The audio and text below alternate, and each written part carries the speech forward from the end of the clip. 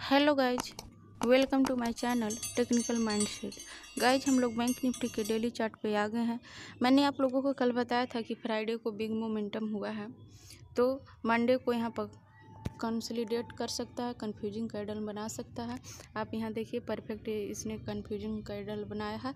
यहाँ पर बायर और सेलर दोनों एक्टिव है। बायर और सेलर एक दूसरे से फाइट कर रहे हैं। बायर ऊपर ले जाने की कोशिश कर रहे हैं और सेलर नीचे लाने की कोशिश कर रहे हैं। यहाँ पर दोनों ही एक्टिव है और दोनों ही यहाँ पर कंसोलिडेट कर रहे हैं, एक दूसरे के अगेंस्ट फाइट कर रहे हैं। चलिए हम लोग 15 मिनट कैंडल में देख लें कि यहाँ पे ट्यूसडे को क्या होगा।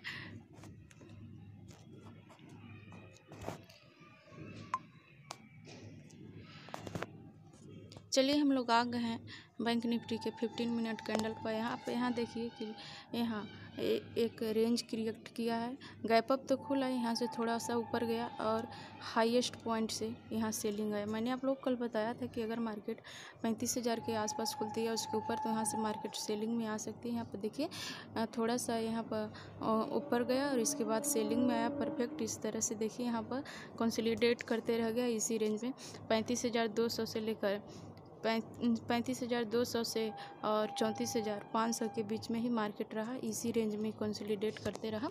यहाँ पर बायर सेलर एक दूसरे के अगेंस्ट फाइट करते रहे, ना तो बायर ऊपर ले जा पाए और ना ही सेलर नीचे ले जा पाए।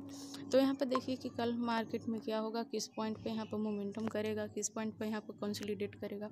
आप यहाँ देखिए, ये जो रेंज है 35,000 और 34,700, यहाँ पर बहुत सारी कैंडलें बनी। इसी के बीच में सारी कैंडलें एक दो ऊपर चला गया तो इतना चलता है।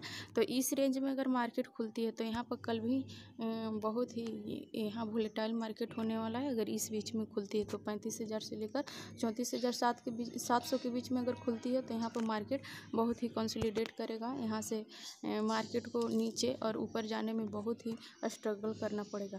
लेकिन अगर मार्केट गैप अप खुल जाती है, 35,200 के ऊपर खुल जाती है या इस रेंज में खुलती है और 35,200 के ऊपर निकलती है, तो यहाँ पर बाइंग मोमेंटम आ सकता है। 35,200 के ऊपर यहाँ पर बाइंग मोमेंटम आ सकती है। और अगर 35,000 और अगर डाउन साइड खुलती है, 34,500 के नीचे खुलती है या 600 के नीचे, या इस रेंज के नीचे खुलती है, 34,700 के नीचे खुलती है, तो भी सेलर को नीचे लाने में डिफ़िकल्ट नहीं होगा। यहाँ से सेलिंग मोमेंटम आ सकती है 34,700 के नीचे अगर मार्केट खुलती है तो। और अगर फ्लैट खुल जाती है 34,000 से लेकर 34,700 से लेकर 35,000 के बीच में अगर मार्केट खुलती है तो मार्केट बहुत ही वोलेटाइल होगा, क्योंकि बायर और सेलर एक दूसरे के अगेंस्ट रहेंगे और यहाँ पर मार्केट को डाउन साइड या अप साइड मोमेंटम करने में बहुत ही स्ट्रगल करना पड़ेगा। तो आप यहाँ पर ध्यान दीजिएगा कि कल अगर मार्केट अप खुलेगा, बिग गैप अप होगा, तो यहाँ पे बायर एक्टिव हो जाएंगे और यहाँ से मार्केट अप साइड चला जाएगा। अगर गैप डाउन खुलती है 34,500 के नीचे या 34,700 के नीचे या 600 के आसपास, तो यहाँ से मार्केट डाउनफॉल हो सकती है। चलिए हम लोग निफ्टी में देख लेते हैं। निफ्टी में भी सेम पैटर्न वैसे ही बना है। यहाँ पर भी आप डेली में देखेंगे कि कन्फ्यूजन कैंडल बनाया है, क्योंकि फ्राइडे को निफ्टी में भी बिग मोमेंटम हुआ था। इसके बाद ही मार्केट यहाँ पे होल्ड किया। चलिए हम लोग 15 मिनट कैंडल पर देख लेते हैं कि किस मोमेंटम पर किस पॉइंट पे यहाँ पर बाइंग आ सकती है निफ्टी में। निफ्टी में भी आप देखेंगे कि 15,050 से लेकर 15,250 से लेकर 15,170 के बीच में मार्केट रेंज क्रिएट किया है। और अगर इसी रेंज में मार्केट खुलती है और अप साइड क्रॉस करती है तो 15,250 के ऊपर यहाँ से बाइंग मोमेंटम आ सकती है।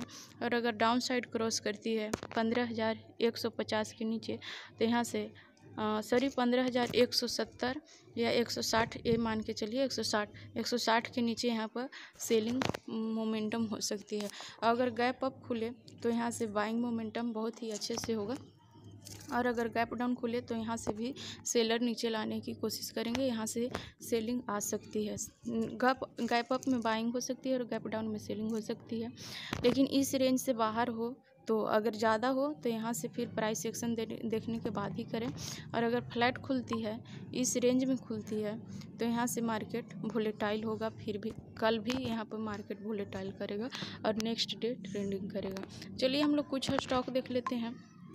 पहला स्टॉक है हमारा IOC है।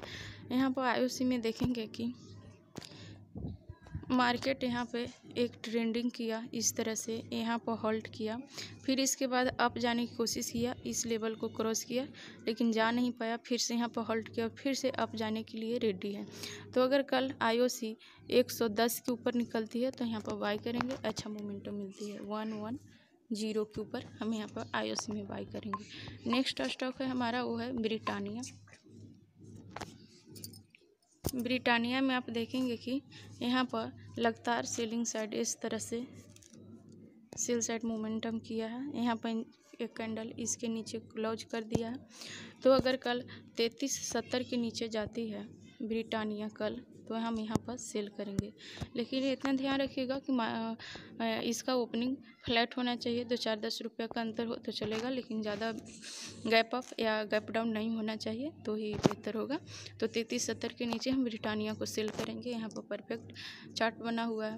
नेक्स्ट स्टॉक है हमारा वो है इमामी LTD। इमामी LTD में भी एकदम परफेक्ट है। देखिए यहाँ पे इस तरह से डाउनफॉल हुआ, इसके बाद अप जाने की कोशिश किया, नहीं गया, फिर से एक बार रिट्रेस लिया इसी पॉइंट पर जहाँ से ये अप जाने के लिए रेडी हुआ था, जिस पॉइंट पे यहाँ पर अप जाने के लिए ब्रेकआउट दिया था, और फिर से ये अप जाने की कोशिश कर रहा है। तो कल अगर 520 के ऊपर निकलती है इमामी LTD तो हम यहाँ पर बाई करेंगे 520 के ऊपर। नेक्स्ट स्टॉक है हमारा वो है HCL टेक।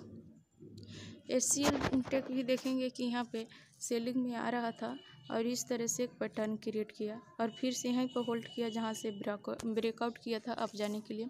तो अगर मार्केट कल से इस लेवल को अगर इस लेवल को क्रॉस करती है 940 के ऊपर तो हम यहाँ पर बाई करेंगे 940 के ऊपर HCL टेक को हम बाई करेंगे। यदि आपको मेरी वीडियो पसंद आई हो तो मेरी वीडियो को लाइक करें और शेयर करें। धन्यवाद।